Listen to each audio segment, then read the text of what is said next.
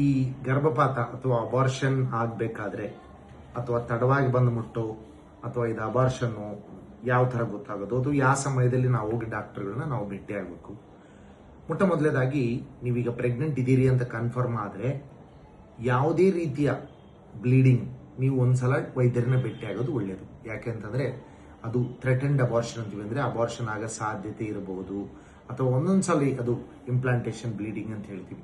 ಆ ಸಮಯದಲ್ಲಿ ನಾವು ಸ್ಕ್ಯಾನ್ ಮಾಡಿದಾಗ ಮಾತ್ರ ಒಳಗಡೆ ಪಾಪು ಚೆನ್ನಾಗಿದೆಯೋ ಇಲ್ಲೋ ಅಥವಾ ಒಳಗಡೆ ಬ್ಲೀಡಿಂಗ್ ಇದೆಯೋ ಅಂತ ಗೊತ್ತಾಗ್ತದೆ.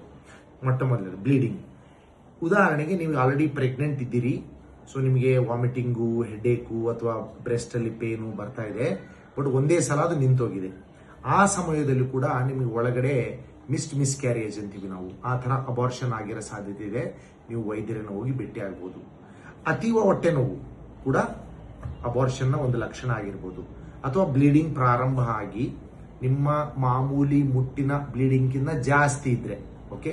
ಸೊ ಉದಾಹರಣೆಗೆ ನೀವು ಮೊದಲು ಮಾಮೂಲಿ ಮುಟ್ಟಿದ ಸಮಯದಲ್ಲಿ 1 ಅಥವಾ 2 ಪ್ಯಾಡ್ ಆಗ್ತದೆ, ಈಗ 3-4 ಪ್ಯಾಡ್ ಆಗ್ತದೆ, ಕ್ಲಾಟ್ ಬರ್ತಾ ಇದೆ, ಅಥವಾ ಒಂದ್ ರೀತಿ ಗಡ್ಡೆ ತರ ಏನಾದರೂ ಬೀಳ್ತಾ ಇದೆ ಅಂದ್ರೆ ಅದು ಅಬಾರ್ಷನ್ ಆಗಿರೋ ಲಕ್ಷಣ ಇದೆ. ಕೆಲವರಿಗೆ ಇವು ಯಾವುದೇ ಬ್ಲೀಡಿಂಗ್ ಇರದೆ ಒಂದೊಂದ್ಸಲ ಬರೀ ಡಿಸ್ಚಾರ್ಜ್ ಬರ್ತಾ ಇರ್ತದೆ, ಅಂದ್ರೆ ಒಂಥರ ಬಿಳಿ ಮುಟ್ಟು ವಾಸನೆ ಇರ್ತದೆ. ಆವಾಗ ಕೂಡ ಇನ್ಫೆಕ್ಷನ್ ಇಂದಾಗಿ ನಿಮಗೆ ಅಬಾರ್ಷನ್ ಆಗಿ ಇನ್ಫೆಕ್ಷನ್ ಆಗಿರೋ ಸಾಧ್ಯತೆ ಇರ್ತದೆ.